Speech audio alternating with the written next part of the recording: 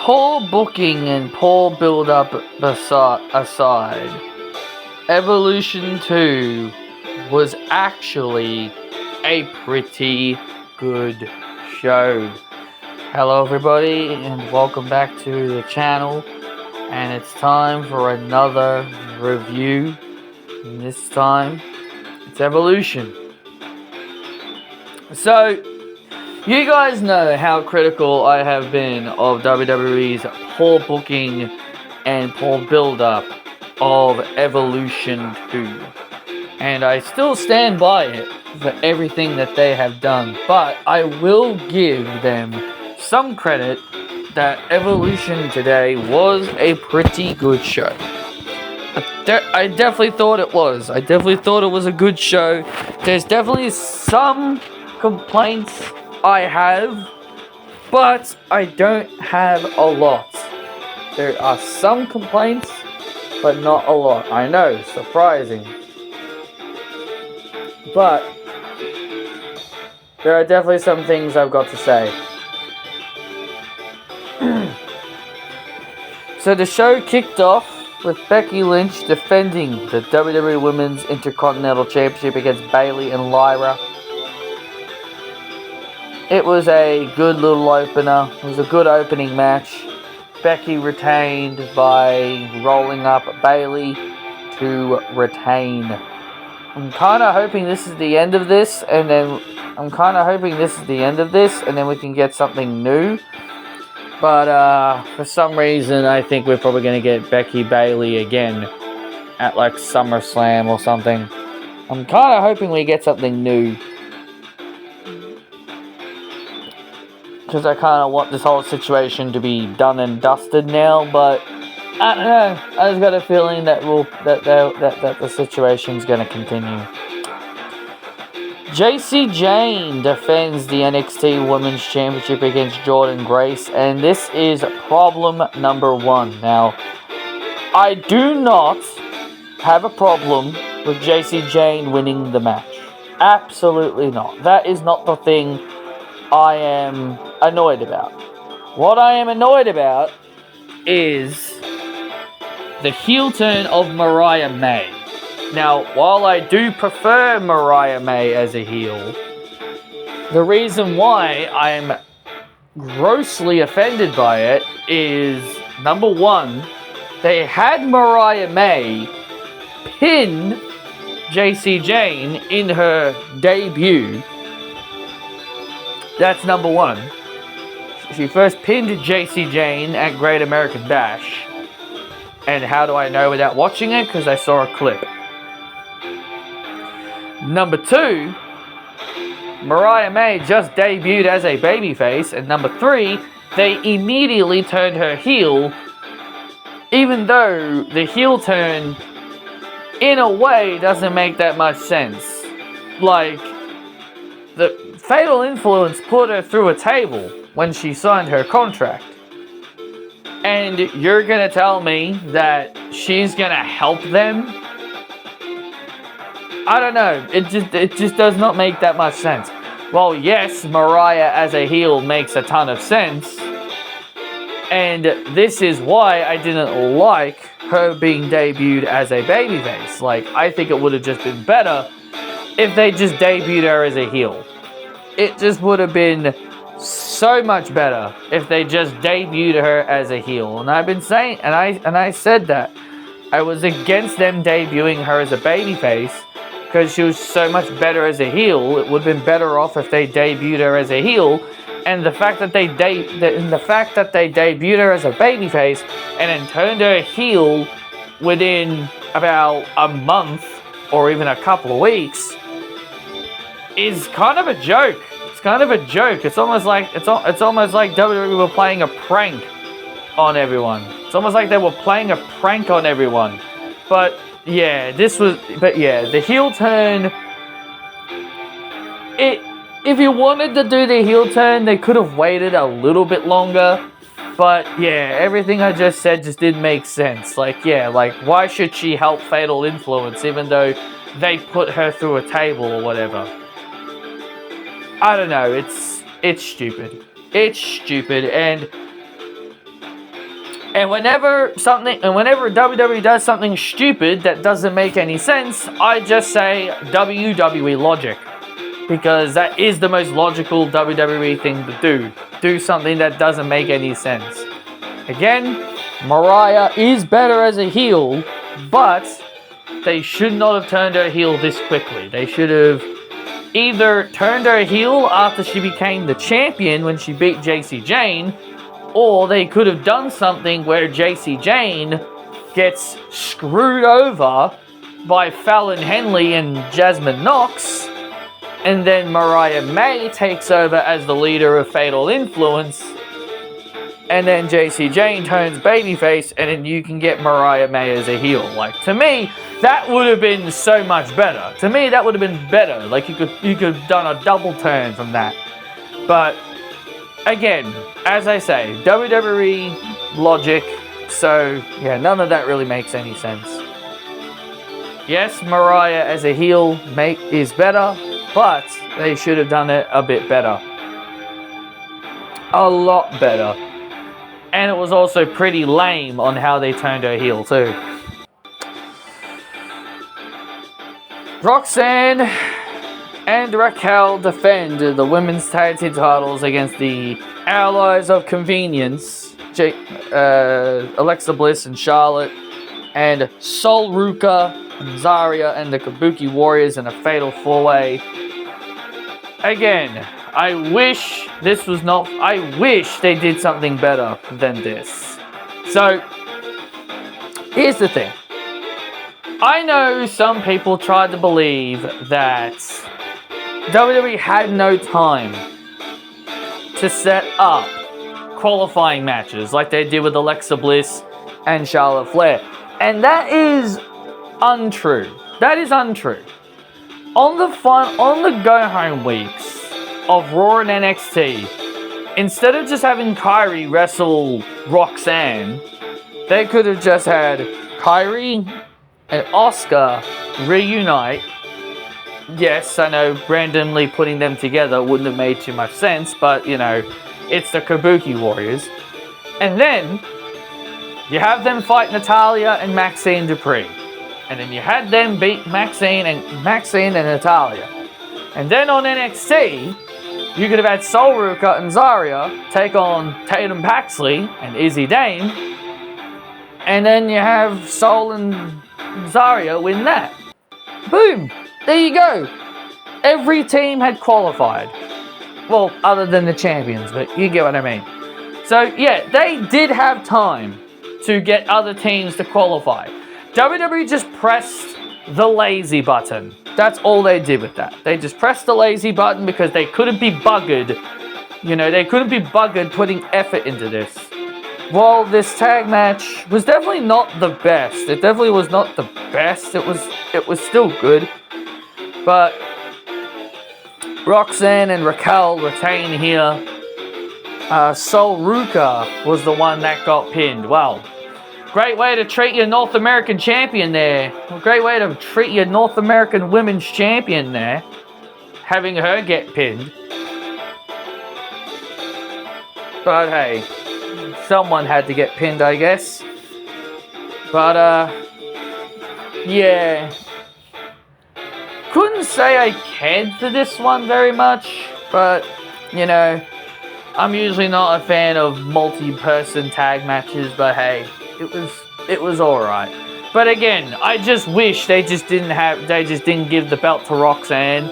They could have just had Roxanne and Raquel, like the titles could have been vacated, and then you could have just had Roxanne and Raquel in this tag match against these teams, and if Roxanne and Raquel can win, then they'd be the tag team champions.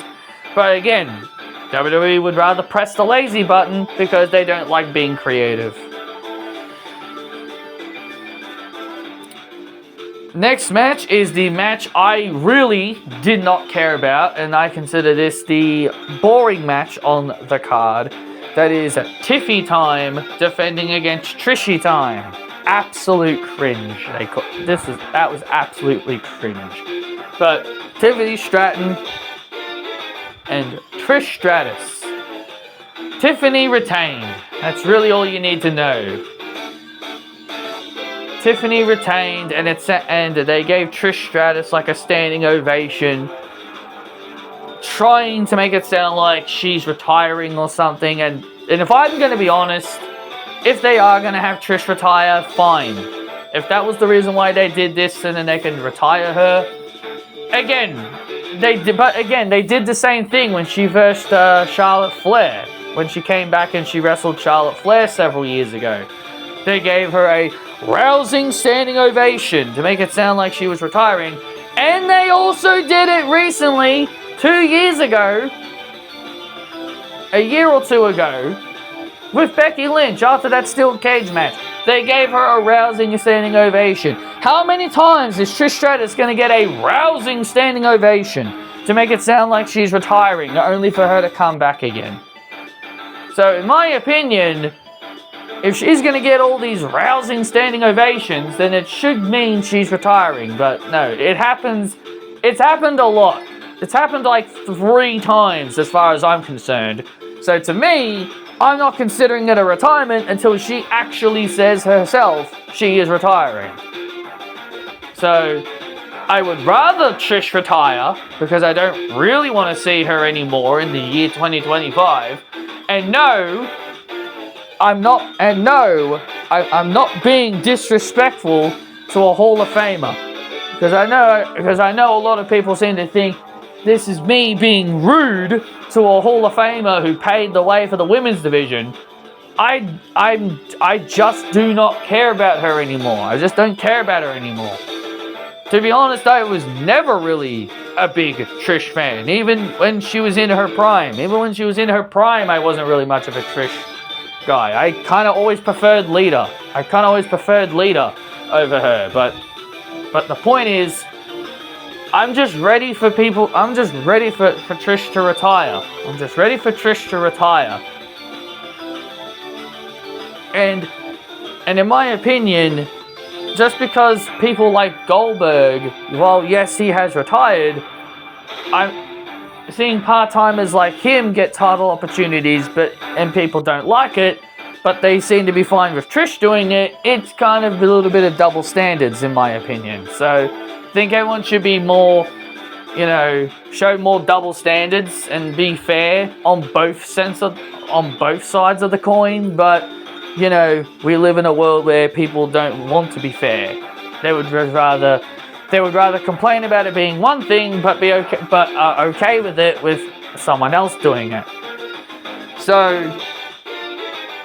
yeah, it is what it is. But yeah, Trish lost here. Tiffany retained. So we're gonna be getting Tiffany Stratton and Jade Cargill at SummerSlam.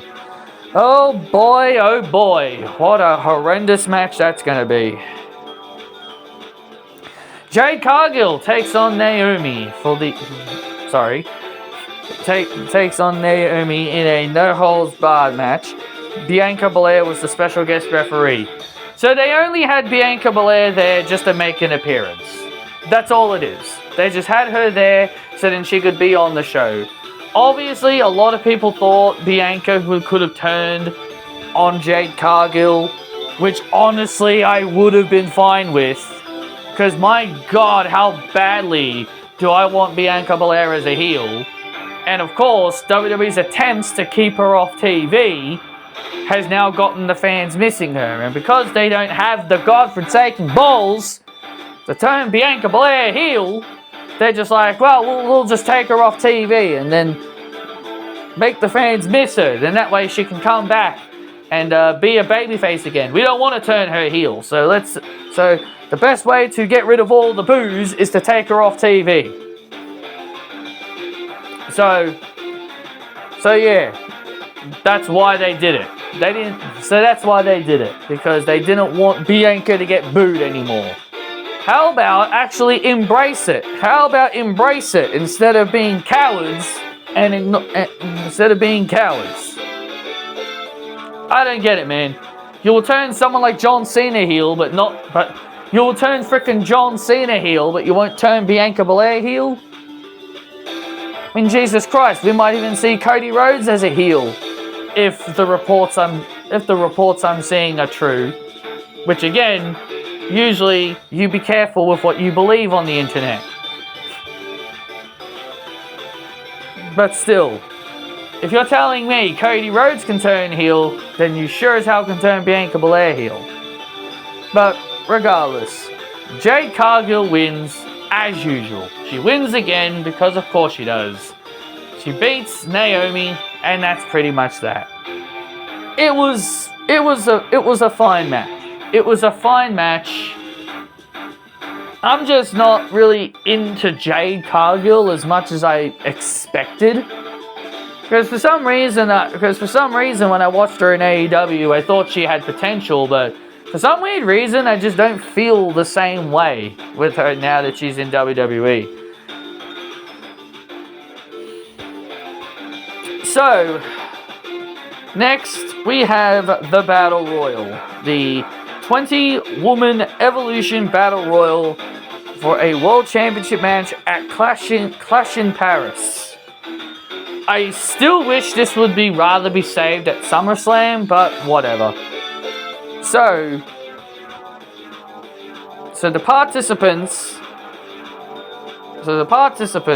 are Stephanie Bakir, Tatum Paxley, Izzy Dame, Ivy Dial, Natalya, Maxine Dupree, Candice LeRae, not Candice Michelle, Michael Cole, Jada Parker, Kalani Jordan, Julia. Why is our Women's United States Champion in a Battle Royal instead of defending her title? I will never know. Bifab, Michin, Zelina Vega, Alba Fire, Lola Vice, Piper Niven, Chelsea Green, Nikki Bella, Nia Jax, and Lash Legend. And before you all ask, yes, there were several legends, and of course, Kelly wasn't one of them because she declined the offer to sit in the crowd.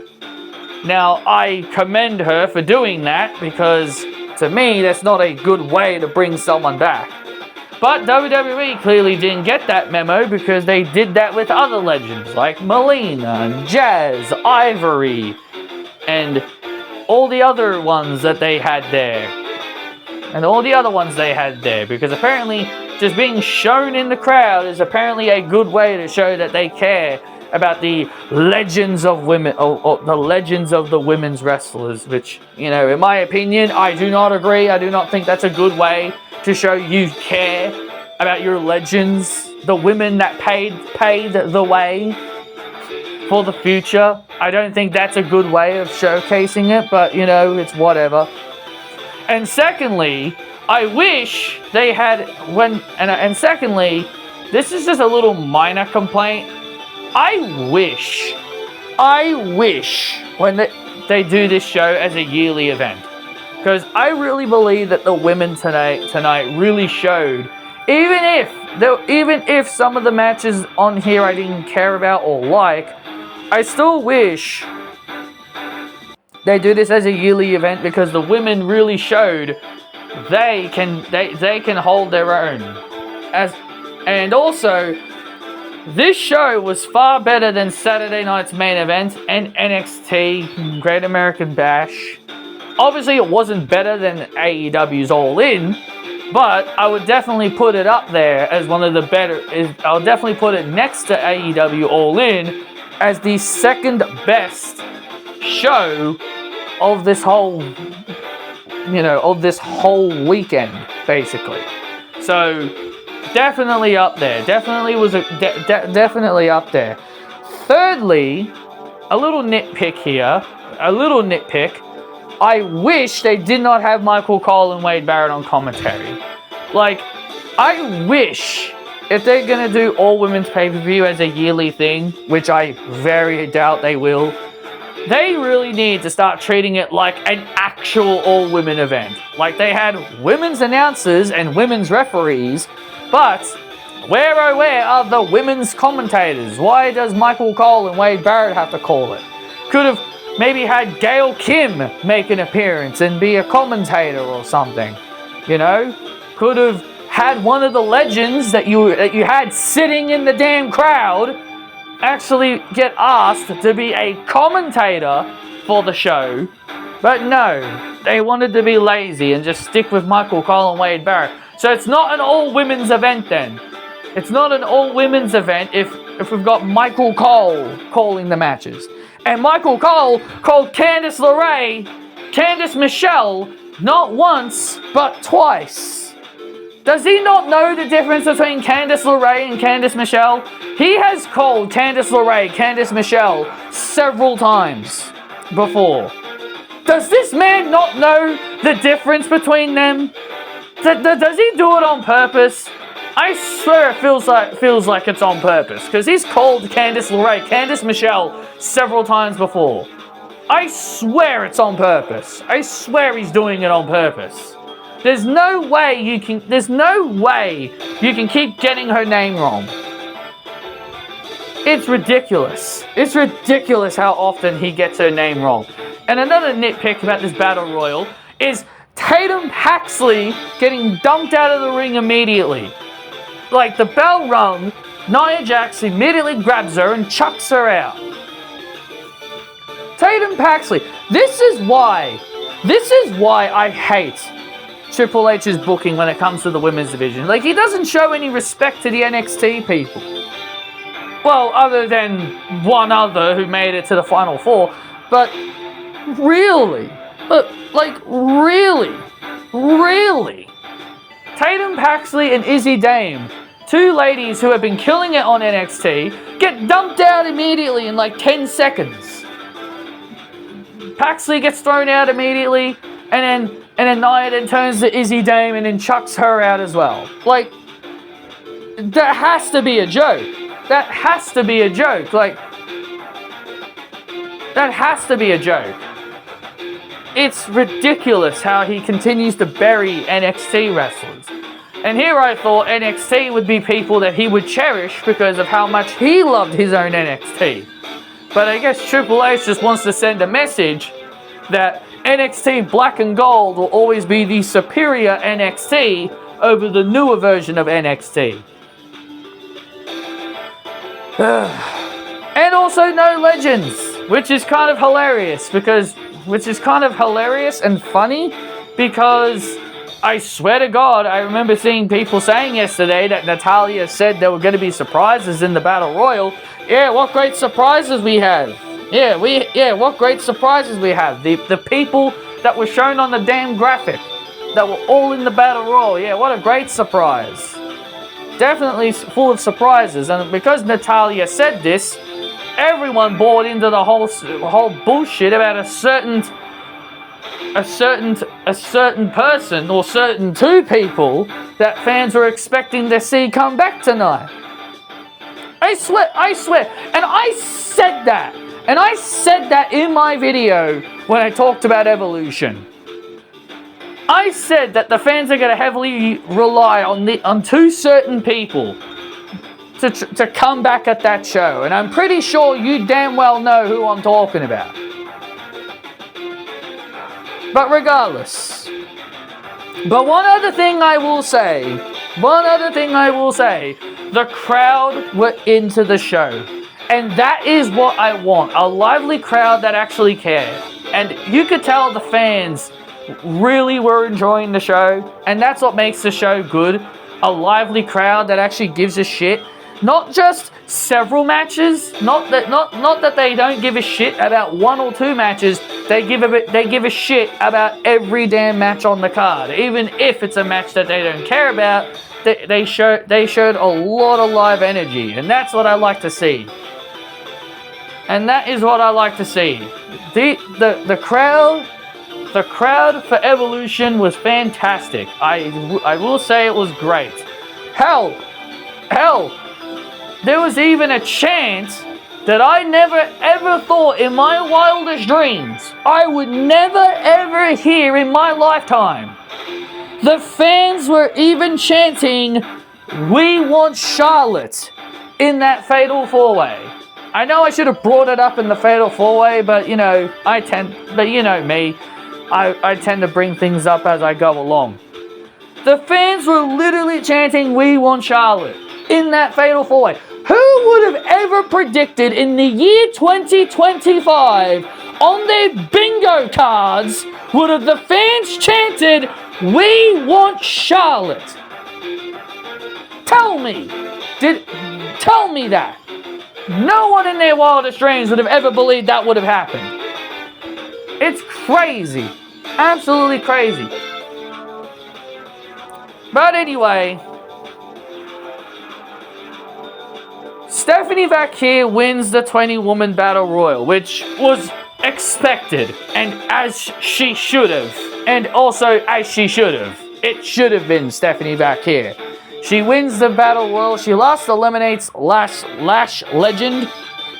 Personally, I know I just ragged on them for dumping out two NXT wrestlers who I actually don't mind, but I really do not get the appeal of Lash Legend. I really do not get the appeal of Lash Legend. I don't know why she had to be the last one thrown out, but they also had her eliminate Nikki Bella, which was something I wasn't really exactly thrilled about, but hey. But yeah, Lash Legend is someone I've never really been a fan of, so seeing someone as not as good as her make it all the way to the end, but yet people like Tatum Paxley and Izzy Dame, and hell, even Lola Vice can't even make it to the Final Four, is pretty disgusting in my opinion. So, it's whatever. So Stephanie wins, and she's guaranteed a title match against the world champion at Clash in Paris, which will most likely be whoever wins the match against in this match coming up next. Io Sky versus Rhea Ripley for the Women's World Championship. This was another great match, and look, I know why people don't like seeing Io and Rhea fight each other, but you cannot deny that these two always put on great matches. Complaining aside that this was a poorly built up match, this was a good match. It was a good main event match, very main event worthy. And my only nitpick about this match is that they had a ref bump. I wish we could go an entire show without a ref bump. I wish Triple H would not rely heavily on ref bumps. I swear to Christ, he did it so much during Roman Reigns' title reign. He does it so often. It's like, you see it so often. Ref bumps happen all the damn time on big pay-per-views. Are you telling me a ref bump was the only way they could have set up Naomi to eventually come down and cash in her Money in the Bank contract? You didn't need the ref bump. There was no need for a ref bump. That was the thing that really annoyed me. I was just like, do we really need a ref bump? No, we did not need a ref bump. But we got one, which was something I was very annoyed by. To me, ref bumps ruin matches. They get very predictable and they ruin matches in my opinion. So, and yes, I would even say it for AEW when they do it, so don't think for a second I'm being biased. So anyway, Naomi eventually comes down, cashes in her Money in the Bank briefcase, and pins Io Sky, and becomes the new Women's World Champion. Wow, what a major, shocking surprise that was. Now that is how you pull off a swerve. Now that's how you pull off a shocking outcome. Everyone predicted Rhea Ripley was gonna win and all that other nonsense. But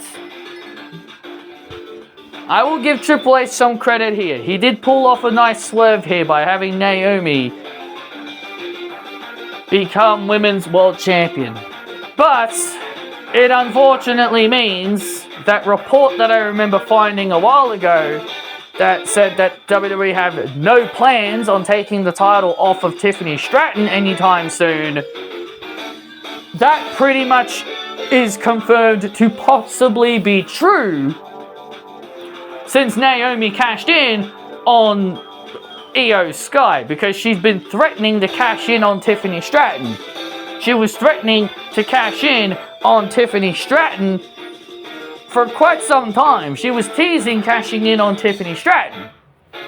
And so now, she's now randomly cashing in on a title that she never ever threatened to cash in on. I guess that could be looked at as another nitpick. Like, she never ever once threatened Io and Rhea that she could possibly come for her. The entire time she was teasing cashing in on Tiffany Stratton the entire time. And then out of nowhere, she just cashes in on the champion that she literally never ever interacted with. Yes, it's a nice swerve, but if you want it, yes, it's a nice swerve, but at least have Naomi interact with Io to tell her that she could potentially cash in on her, and she never did. It was always about Tiffany. She was always trying to cash in on Tiffany. So, to me, this just felt very random. It was a nice surprise, but it also came off very, very random. So, and yes, I am happy for Naomi. Her first world title in about 8 years. This is her first world title in 8 years since 2017, when she was SmackDown Women's Champion. I'm very happy for Naomi that she's finally getting another chance to be on top. And it sucks that it had to take a godforsaken heel turn for them to do it. They could have still done it with her as a babyface, but hey, this is the world we live in. So, yeah, Evolution was a very good show. It was a very good show, and I wish they would stop underestimating the women's wrestling. I really wish women's wrestling would stop getting heavily underestimated. Hopefully this show sends a big message to Triple H. Hopefully this show is a big message to Triple H to start having him treat the women equally to the men, give them good storylines, and give them good things. Hopefully this show was a big message to Triple H to let him know that women's wrestling should no longer be underestimated, and they should be treated as fairly and as equally to all the men. And also, I'm pretty sure you guys are wondering, were there any major surprises on the show? Did two certain people that the fans were expecting to see come back? You know, the one that just recently left AEW, I believe she was from Britain, and the other one who hadn't been seen in basically 10 years at this point, that's married to CM Punk. I'm pretty sure people are wondering, did those two come back? And the answer is a big fat no. A big fat no. No Paige and no AJ Lee. Now I'm just laughing my ass off. I'm just laughing my ass off about this because fans were so sure. People were so confident, so damn sure, 100% confident that one or the other or both were going to be at the show. People were so confident that this would be the show they'd come back on. As I said, Paige would have had a more higher chance of coming back than AJ. But again, I just think it's utterly funny and hilarious that the entire show, everyone was expecting them to come back. And of course, neither of them did. So in my opinion, the fans set themselves up for massive disappointments. And I knew AJ wasn't going to come back. I will be honest, I was kind of expecting Paige, but it's just hilarious that the fans set themselves up for disappointment, that they fully expected one or the other or even both to be there. So in my opinion, it's ha ha ha, you all got sucked in. So yeah, that's the most hilarious thing about it, because because they were posting AJ Lee matches and even the Rise of AJ Lee playlist before Evolution, which is why everyone thought AJ was coming back, and it just makes me utterly laugh that she didn't come back even after all that. So basically, I wish people would now just drop it and let it go that she's never coming back. But I'm expecting it to be AJ Lee set to return, probably return at SummerSlam because they're in New Jersey next year, or next month in August, when they're in New Jersey for SummerSlam next month. And then she could return at Saudi Arabia Rumble because next year's Royal Rumble will be in Saudi Arabia. Or Saudi Arabia Rumble, that'll be the time she'll come back. No, it's time for people to drop it and let it go. She's never coming back. It's time for people to drop it and let it go. I stopped hoping for AJ Lee to come back after the first Evolution back in 2018. So I wish people would just let it go. But it's never going to happen. So anyway, I just wanted to say that because I just thought it was utterly funny that the entire show, everyone was expecting them to come back, and neither of them did. So, thank you all for watching, guys. I hope you guys enjoyed this review, and I will see you all next time.